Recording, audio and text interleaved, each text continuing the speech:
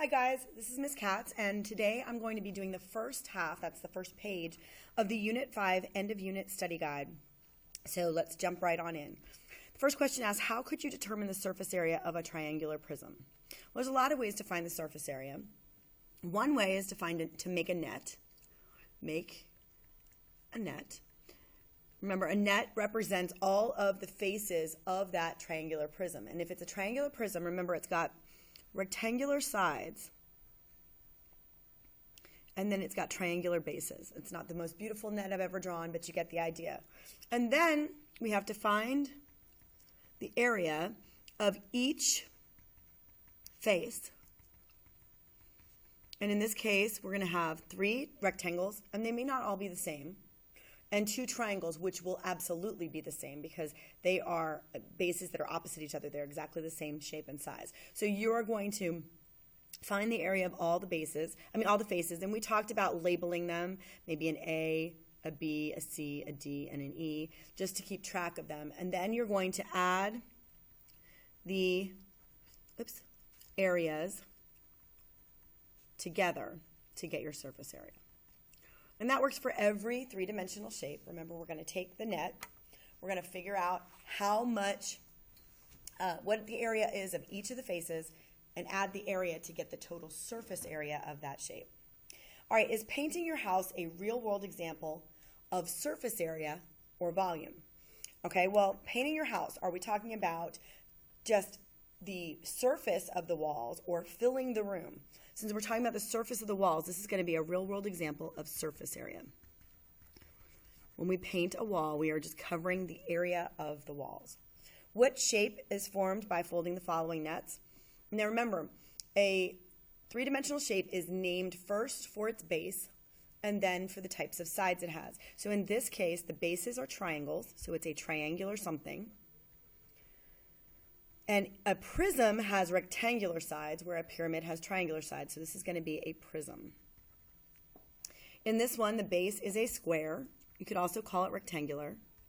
A square. And since all the sides that fold up are going to be triangles, it's a pyramid.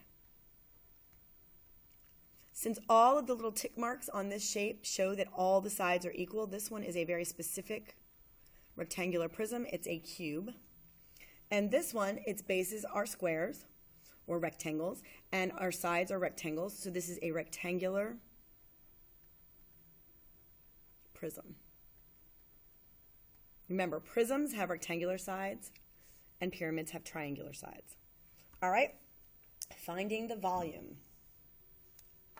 So finding the volume of any figure requires us to have the formula for the volume equals the big B times the height. And remember, the big B represents the area of whatever base we might have. Now, if this is a cube, we know that all of the lengths of the sides are going to be 1/6. So in this particular case, we have a square at the bottom. And the area of this base then would be length times width. So the volume here is going to be the length times the width times the height of our cube. Okay? And then we just multiply. So 1 times 1 times 1 is 1. 6 times 6 is 36. And 36 times 6 is 216. So the volume of this cube is 1/216 inches. And remember this, it's cubed. Because remember, when we're talking about volume, we're talking about how many little unit cubes you can fit inside that shape. So we're talking about 3 dimensions. All right, question number 5 asks us to find the area of the shaded region. And to do that, we have to figure out what we want to know. Well, I would like to know the area of this triangle right here. And it is part of a bigger rectangle, or actually in this case, a square. So my recommendation would be, since we need a right angle to determine a height, right? This triangle, the height will be, well, actually, there's 2 different ways we could look at this. The height will be right here, okay? So we can look at this from 2 different perspectives, and I'm going to do them both for you. If you recognize that height, remember, the height needs to be perpendicular to the base. It needs to form a right angle. And since this is a square, and this runs the whole length of the square, that height's going to be 6. So the first way we could do it is simply using the formula for the area of a triangle, okay, and substituting in what we know. We know that this is half, and the base is 6, and the height is 6. Well, half of 6 is 3, and 3 times 6 is 18. Okay, and there's no units, so it's going to be units. And in this case, it's squared. Whenever we do area, we're looking at square units. Now, if you didn't see that clearly and you wanted to do it a different way, we could also take the area of this square. So the area would equal base times height, and that is 6 times 6. So the area of the square is 36, but we've got to subtract out these pieces. We know this is 6 because all the sides of this figure are 6 because it's a square. So we know that this triangle is a 6 by 4. So the area, we're going to call this one A and this one B. So the area of A will equal 1/2 6 times 4. And half of 6 is 3 times 4 is 12. So the area of A equals 12. And the area of B, again, is a triangle. So it's going to be half. The base is 6. The height is 2 this time. So the area of B will equal half of 6, which is 3, times 2, which is 6. And together, A and B make 18. So A and B equals 18. Well, if you take the 36 units squared for the entire square, and we subtract A and B, we're also going to get 18 units. So the final answer is 18 units squared. Okay.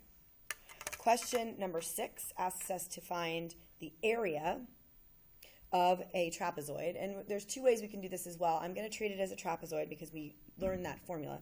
But if you wanted to, you could also find the area of this triangle, and this rectangle. Either way is fine. Now, in order to find the area of a trapezoid, it equals the height times the average of the bases. And remember, we could also write that like this, 1/2 the height times the sum of the bases. And we could also write it as height times the sum of the bases divided by 2. All 3 of these will get you to the exact same place. Okay? I'm going to use this one because I like to think of this as the average of the bases times the height. So let's take a look. The height in this particular trapezoid is 3, so that's going to go in where H is. Base 1 is going to be this entire base. So there's 1 inch here, 1 inch here, but we also have 8 inches in between. So this entire base will be 10 plus the 8 that we have on top divided by 2. So 10 plus 8 is 18. And 3 times, now it ends up being 9, so the area will be 27 centimeters squared. And again, if you forgot that formula, you could break this up, find the area of this triangle, and put them together with the area of the rectangle. All right, let's flip over to page 2, or the back side of page 1, actually. Okay, we've got a composite shape here. We know that because I don't have a formula for the area of an L, but I do have the formula for the area of rectangles. So we're going to break this little guy up into something that we can work with, and I'm going to break it right here. You could also break it here, either way. So now what I need is I need to look at each rectangle individually, and I'm going to blow it up a little bit more so you guys can see a little more clearly. So I'm going to label each part of this shape so I can track what I'm doing as I work on it. And we're going to take a look at shape A first, okay? So the formula for the area of shape A is going to be base times height, because we know that because it's a rectangle. So the area of A will equal the base, which in this case is 5, times the height, which is 11. So the area of shape A is going to be 55 meters squared, okay? But we're not done. We still have B. So now we're going to work on the area of B. Now, B is not 13. That's this whole side here. But we do know if this entire side is 13 meters, and this part of it has to be 5 because it's a rectangle, that's going to leave us with 8 for this side. So the area, again, is going to be base times height because it's a rectangle. The area of B will equal the base, which is 8, times the height, which is 4. The area of B equals 32 meters squared. Now we're not done because we didn't want the area of just A or B. We wanted the total area of this figure. So 55 plus 32 is 87 meters squared. Remember, area is always squared, square meters. Okay, question number 8. This is actually a simple parallelogram. And for some reason, as soon as we do that, we kind of freak out. But remember, okay, that The height just needs to be perpendicular between the bases. So this 19, while important because it's the side measure, is not required to know to be able to find the area. So the area of a parallelogram is base times height. The base here is 10, and the height is 5. So the area will equal 50 centimeters squared. Okay. Question number 9 is a surface area problem because it's asking you to wrap this box with wrapping paper with no overlap, just to cover it. And we want to figure out how much area we have to cover. So this is actually a pretty simple problem based on what we've been doing. You're just going to look at each individual shape. Now notice, if this is 6 by 6, this one also has to be 6 by 6 because we're talking about a box and the top and the bottom have to be the same. Okay? And if this is 2 and this is 6, that's this little guy. This one also has to be 2 by 6 in order for it all to line up when we fold it. And again, if this is 2, this also must be 2 in order for that box to work. Okay, so now we've got 2s and 6s all over the place, which means a lot of our areas are going to be the same. This is shape A, and this is shape A. And I'm going to label them the same because they are the same shape. So why should I do the calculations twice? I can just multiply or double my area once I find it. So the area of A is going to equal base times height because that is the formula for the area of a rectangle. The area here is going to be 6 times 6. So the area of A equals 36. Okay? Now what I would recommend is off to the side, make a little list. We've got A. I'm going to do the B's all over the place. B, and B. That way I remember that I got to get all those sides all those areas before I can find the total surface area. Because what happens is if we only find it once, sometimes we forget that we need to double that or triple it or quadruple it. So the area of B is going to be base times height because those are rectangles as well. And the base here is going to be 6 and the height will be 2. So the area of all the B's is 12.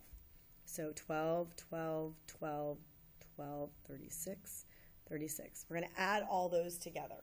So that's 36 and 36 is 72. And 4 times 12 is 48. So 72 and 48. So that's 120. 120 inches squared. It asked again, how many square inches of wrapping paper is needed to cover the surface area of the box with no overlap, because that's what it says. No overlap. And that would be 120 inches squared. Okay? And then the last problem, the next to last problem on this page, asks us to find the area of the shaded frame. So we don't want the area of the interior, but this is a pretty straightforward problem, right? If I want the area of just the frame, I'm going to find the area of the big rectangle, and we'll just take out the part we don't want. So this is going to be our A, and this B. That B represents the bigger overall rectangle, not just the shaded area. So the area of A equals base times height because it's a rectangle. The area of A will equal 5 times 5. The area of A then is 25 feet squared. Then the area of B, and again, remember B is the whole big rectangle here, will equal base times height because it's a rectangle. 6 times 7. The area of B is 42 feet squared. Well, now that I know this overarching area for the big rectangle, all I need to do is subtract out what we don't want, and that'll give us the area of what we do want. So we take 42 and subtract 25. It'll be 17 feet squared. All right, let's go on to the last problem on the first page, and then I will do a second video with the rest of the answer key. So in this particular shape, it is a composite shape. It's made up of 2 or more other shapes. So we're going to break those apart. I'm going to make this one A and this one B. So let's start with the area of A equals base times height. Again, because it's a rectangle, that's the formula. Highly recommend you write that every single time. It helps you identify what you're looking for. So the area of A, the base here is 22, and the height is 6. Pretty straightforward. It's listed right there on your paper. 22 times 6 is 132. So the area of A is 132 centimeters squared. Now the area of B, we got to work a little bit harder to find. So the area of B, it's a triangle, so don't forget that's half the base times the height. So let's put in what we know. The base is still 22 because this is a rectangle, so opposite sides are congruent. So our base is 22. Now our height we have to figure out. If this entire height from here, from top to bottom, is 10, and this part of it is 6, what does that leave for the rest? It's going to leave 4. So that will be the height of our triangle. And half of 22 is 11. 11 times 4 is 44. And because it's a composite shape and we want the area of all of it, we're going to add them together. So the area is 176 centimeters squared. All right, guys, I hope this helps. Make sure that you take a look at the second video to see the rest of the answer key for your Unit 5 study guide.